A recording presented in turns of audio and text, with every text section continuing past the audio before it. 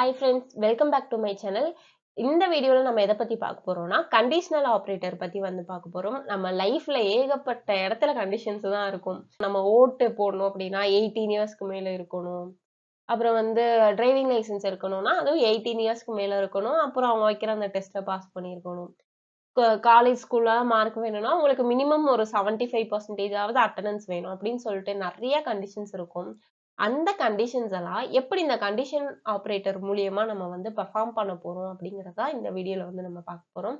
இதுல நம்ம பார்க்கிறோம் கண்டிஷனல் ஆபரேட்டர்ங்கிறது என்னன்னு பார்த்தோம்னா இத வந்து இத வந்து டெர்னரி ஆபரேட்டர்னு சொல்லுவாங்க. டெர்னரி அப்படின்னா 3 அப்படிங்கிற அந்த ஒரு மீனிங் வரும்ல. சரியா? அதுதான். ஏன்னா இது 3 ஆப்பரண்ட்டா எனக்கு யூஸ் பண்ண போகுது. ஓகே. அதனால தான் இத டெர்னரி ஆபரேட்டர் அப்படின்னு சொல்றோம். அதுக்கடுத்து இத எதுக்கு யூஸ் பண்றாங்கன்னு பார்த்தோம்னா, நான் குடுக்குற கண்டிஷன்ஸ டெஸ்ட் பண்றதுக்கு இல்லன்னா செக் பண்றதுக்கு யூஸ் பண்றாங்க. இப்ப எனக்கு ட்ரூனா ஒரு இத சொல்லும். ஃபால்ஸ்னா ஒண்ணு சொல்லும். ஒண்ணும் இல்ல இப்ப ஓட்டுக்கு 18க்கு மேல தான் எலிஜிபிள்ன்னு சொன்னா, ஒரு வேல்யூ என்ன சொல்லும்? நீங்க எலிஜிபிள்ன்னு சொல்லும். இன்னொரு வேல்யூ நீங்க எலிஜிபிள் இல்லன்னு சொல்லும். சோ இந்த மாரி எனக்கு இந்த வேல்யூஸ ரிட்டர்ன் பண்ணுது. இதுக்குரிய சிம்பல்ஸ் நான் என்னென்ன யூஸ் பண்றேன்னா, இந்த கொஸ்டின் மார்க் சிம்பலும். இதுதான் கண்டிஷன் வைக்கிறோம். ஆமாவா? இல்லையா? அந்த கண்டிஷன்ஸ் வைக்கிறோம்ல. நீங்க வோல்டேஜ் 18க்கு மேலயா? இல்லையா? அப்படிங்கிற அந்த கண்டிஷன்ஸ் வைக்கிறது இது. அப்புறம் ஆமான்னா எனக்கு இந்த ஸ்டேட்மெண்ட் வரும். இல்லன்னா இந்த ஸ்டேட்மெண்ட் வரும். ஏதாவது கண்டிஷன் பேஸ் பண்ணி எனக்கு இது மாறுது. ஓகேயா? சோ எஸ்ன்னா இங்க முன்னாடி இந்த கோலனுக்கு முன்னாடி இருக்கிறது. இல்ல அப்படின்னா கோலனுக்கு பின்னாடி இருக்கிறது. ஓகே. சோ அதான் இந்த இடத்துல சின்டாக்ஸா கொடுத்திருக்காங்க. நான் சொல்ற கண்டிஷன் ட்ரூவா இருந்துச்சு அப்படின்னா எக்ஸ்பிரஷன் 1 எக்ஸிக்யூட் ஆகும். ஃபால்ஸா இருந்துச்சுன்னா எக்ஸ்பிரஷன் 2 எக்ஸிக்யூட் ஆகும். சோ அதான் இங்க வேர்டிங்ஸா கொடுத்திருக்காங்க. இதுக்கு எக்ஸாம்பிள் நம்ம வோல்டேஜ் எடுத்துப்போம். நான் ஏஜ்க்கு 17 அப்படின்னு நான் அசைன் பண்ணியிருக்கேன். இங்க நீங்க 22ன்னு அசைன் பண்ணலாம். என்ன உங்களுக்கு என்ன ஏஜோ அந்த ஏஜ் குடுத்துருங்க. இப்ப நான் கண்டிஷன்ஸ் எப்படி வைக்கிறேன்னா, இதுல நான் பிரிண்ட் பண்ண போறேன். டைரக்டாவே குடுத்துறேன். நீங்க இத கூட ஒரு வேரியபிள்ல ஸ்டோர் பண்ணி வச்சு குடுக்கலாம். டைரக்டா குடுத்துடும். எப்படின்னா, ஏஜ் கிரேட்டர் தென் ஆர் 18 இருந்துச்சு அப்படின்னா, நீங்க ஓட்டுக்கு எலிஜிபிள். கிரேட்டர் தென் ஆர் 18க்கு மேல இல்ல அப்படின்னா, யூ ஆர் நாட் எலிஜிபிள். அவ்வளவுதான். ட்ரூனா இந்த கோலனுக்கு முன்னாடி உள்ளது, ஃபால்ஸ்னா இந்த சைடு நம்ம ஆட் பண்ண போறோம். ஸோ பேசிக்கா கண்டிஷன்ஸ் இவ்வளவுதான். ஓகே.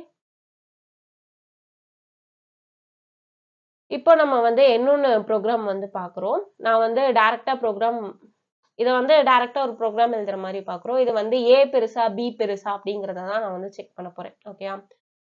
இதுக்கு நான் ஏக்கு ஒரு 5ங்கிற வேல்யூ குடுத்துருக்கேன். பிக்கு 10ன்னு சொல்லி குடுத்துருக்கேன். இப்போ ஏ கிரேட்டர் தென் பியா அப்படின்னு கேட்கிறேன். ஓகேயா? சோ கண்டிஷன் ட்ரூவா அப்படிங்கிறத பாருங்க. ஏக்கு என்ன வேல்யூ இருக்கு? 5 இருக்கு. இஸ் 5 இஸ் கிரேட்டர் தென் 10ஆ? கண்டிஷன் என்ன ஆயிடுச்சு? 5 10 விட கிரேட்டரா இல்ல. சோ அப்படிங்கிறப்ப எனக்கு ஃபால்ஸ் ஆனனால பி தான் எனக்கு பிரிண்ட் ஆகும் 10 அப்படின்னு சொல்லிட்டு. ஓகே. இப்ப நான் ஏக்கு 15 கொடுத்துட்டேன் அப்படின்னா 15 இஸ் கிரேட்டர் தென் 10ஆ? 15 10 விட அதிகமா அப்படின்னு பாக்குறோம். ஆமா அதிகமா இருக்கு. சோ அப்ப எனக்கு இந்த டேர்ம்ல 15 இருக்கிறப்ப எனக்கு இங்க 15 அப்படின்னு சொல்லி பிரிண்ட் ஆகும். எது அதிகமான நம்பரோ அதை எனக்கு பிரிண்ட் பண்ணும். ஓகேவா? இதுதான். நெக்ஸ்ட் கண்டிஷன் ஆபரேட்டர் எப்படி எவாலுவேட் பண்ணப்படுது அப்படின்னா, if condition is true first expression execute ஆகுது.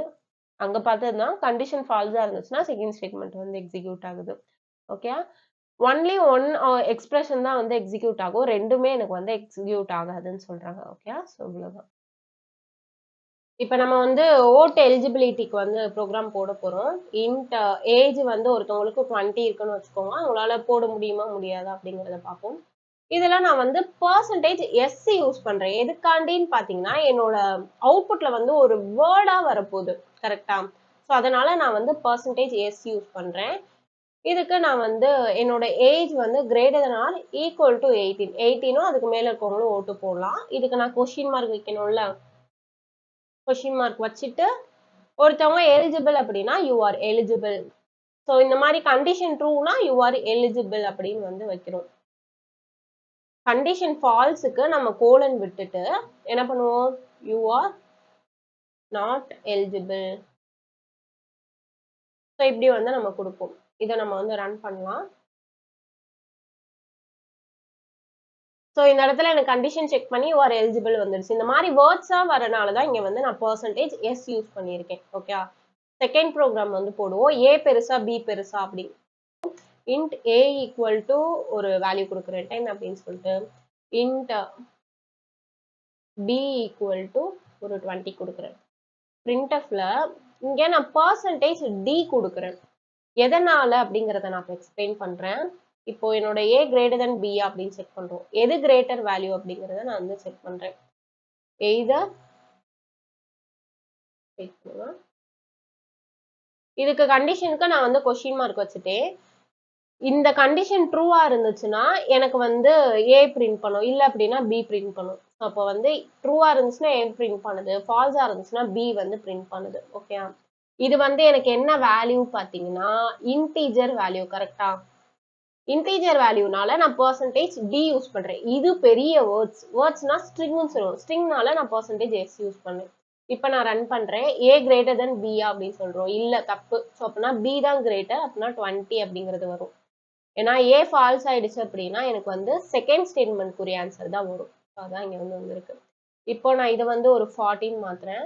40 மாத்தணும் அப்படின்னா ஏ கிரேட்டர் தென் பி அப்படின்னு செக் பண்ணுது. 40 தான். அப்போ ஃபர்ஸ்ட் ஸ்டேட்மெண்ட் தான் எக்ஸிக்யூட் ஆகும்.